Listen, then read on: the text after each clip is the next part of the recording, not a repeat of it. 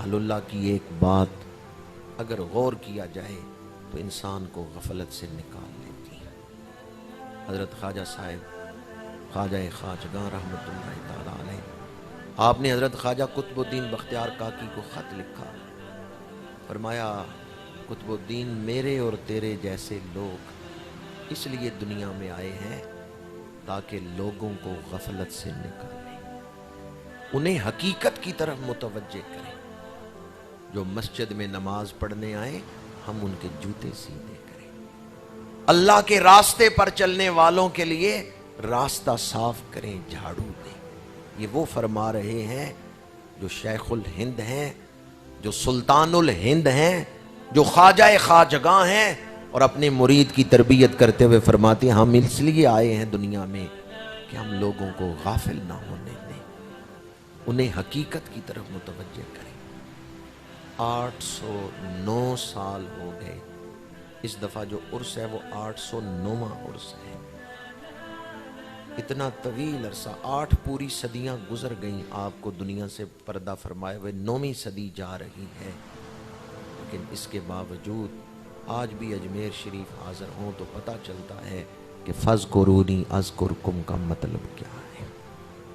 خواجہ صاحب قدس سرہ العزیز اکابرین امت میں سے ہیں، اور آپ نے جس طرح روحانی معاملات میں اسلام کی اشاعت کے دروازے کھولے ہیں اور اس علاقے میں اسلام کی عظمت کا جھنڈا بلند کیا ہے، اسی طرح آج بھی آپ کے فیض کا دروازہ کھلا ہوا ہے۔ جو بھی آپ سے محبت کا اظہار کرتا ہے، آپ کے طریقے کو اپناتا ہے، آپ کا فیض اس کے سامنے ہے۔ PW آرنلڈ برطانیہ سے آیا، اس نے اس خطے کا دورہ کیا، واپس جا کے اس نے کتاب لکھی دا پریچنگ آف اسلام۔ اس میں وہ کہتا ہے میں نے ہندوستان میں قبر دیکھی ہے کہ قبر والا زندہ لوگوں کے دلوں پہ حکومت کر رہا ہے۔ حضرت خواجہ معین الدین چشتی اجمیری رحمۃ اللہ تعالی علیہ انہی لوگوں میں سے ہیں جو دنیا سے پردہ تو کرتے ہیں لیکن دلوں سے ان کی یاد ختم نہیں ہوتی، ان کے فیض کا سلسلہ ختم نہیں ہوتا۔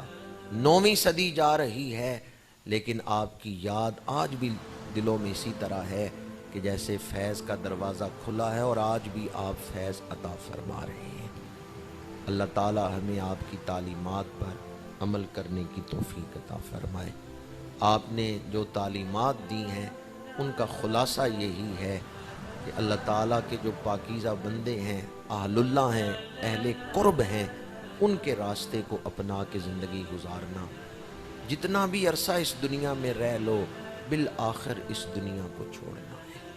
کامیابی ہے تو اللہ اور اس کے رسول کی اطاعت کرنے میں ہے۔ سلطان شمس الدین التمش یہ غلام تھا، اور بغداد میں حضرت خواجہ صاحب خواجہ معین الدین چشتی اجمیری تشریف لے گئے تو وہاں ایک گھر میں آپ کی دعوت تھی۔ شمس الدین التمش دروازے پہ کھڑا تھا چراغ پکڑ کے، اس دور میں بجلی تو نہیں تھی، تو رات عشاء کے وقت آپ تشریف لائے ہیں تو شمس الدین ایک غلام ہے اور دروازے پہ چراغ پکڑ کے کھڑا ہے۔ خواجہ صاحب قریب پہنچے، کاندھے پہ ہاتھ رکھا، صاحب خانہ سے پوچھا اس بچے کا نام کیا ہے؟ ان کا شمس الدین، اور یہ میرا غلام ہے۔ فرمایا تیرا غلام تو مجھے دلی کے تخت پہ بیٹھا ہوا حکمران نظر آ رہا ہے، اور پھر تاریخ پڑھ کے دیکھیں شمس الدین التمش دلی کا حکمران بنا ہے، دلی کے تخت پہ بیٹھا ہے شمس الدین التمش۔ شمس الدین التمش بغداد سے بکا کابل آیا، کابل میں ایک بادشاہ کو استعداد نظر آئی، اس نے خریدا۔ شہاب الدین غوری نے جب یہ علاقہ فتح کیا تھا تو وہ تو خود چلا گیا، لیکن اپنے پیچھے قطب الدین ایبک کو وائس سرائے بنا کے گیا۔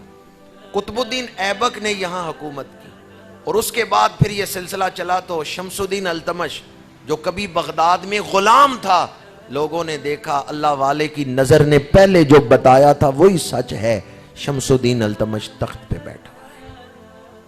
اور یہ اہل اللہ سے بڑی محبت کرتا تھا سلطان شمس الدین التمش۔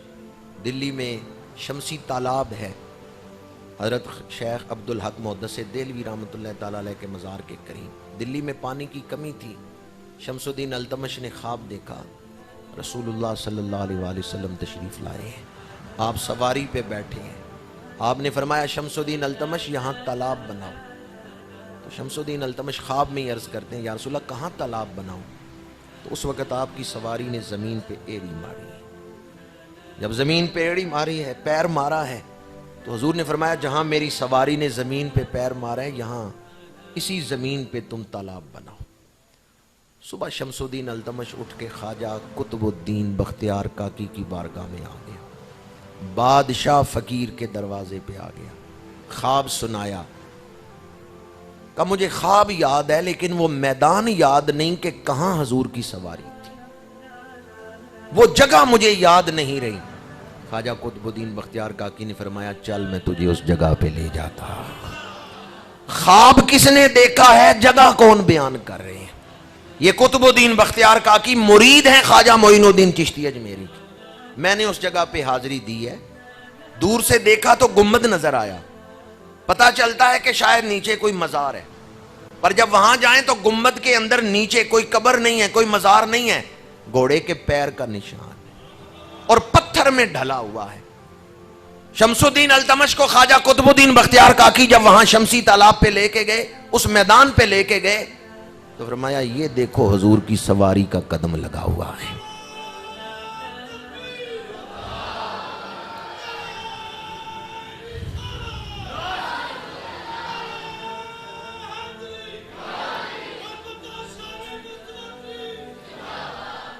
شمس الدین التمش نے سرکاری معمار بلوائے اور کہا پتھر کو اس طرح تراشو اور اس مٹی پہ لگاؤ کہ جو حضور کی گھوڑی کا سواری کا پیر ہے وہ نظر آئے، اس طرح پتھر پہ نظر آئے کہ نشان نہ مٹے، مٹی پہ تو نشان مٹ سکتا ہے۔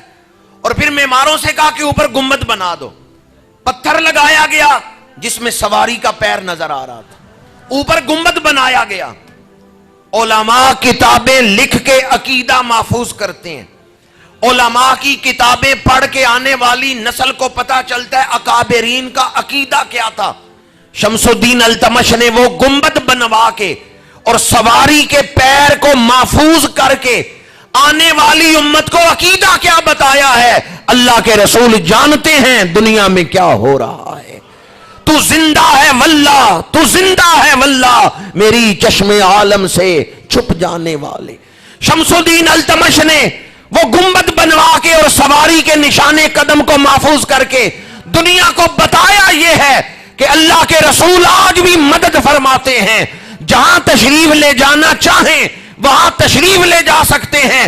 اور اس بادشاہ نے عمارت بنوا کے یہ بھی درس دیا ہے دنیا کو کہ سب کو اپنی طرح نابینا نہ سمجھنا، اس دنیا میں ایسے ایسے اہل نظر بھی ہیں کہ خواب کوئی دیکھتا ہے، جگہ کوئی اور جا کے دکھا رہا ہے۔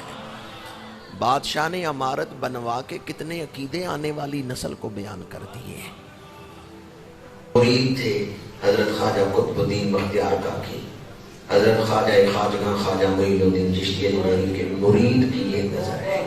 اسی شمسی تالاب کے کنارے مسجد شان اولیاء ہے جس میں 3 مصلے اکٹھے بچھے ہوئے ہیں، خواجہ معین الدین چشتی اجمیری، خواجہ قطب الدین بختیار کاکی اور حضرت بابا فرید تاجدار پاک مدد۔ ان تینوں ہستیوں کے مصلے وہاں بچھے ہوئے ہیں، زیارت آج بھی لوگ جا کے وہاں کرتے ہیں۔ اس گناہگار کو بھی شرف حاصل ہوا اس مسجد اور مصلے کی جگہ کی زیارت کرنے کا۔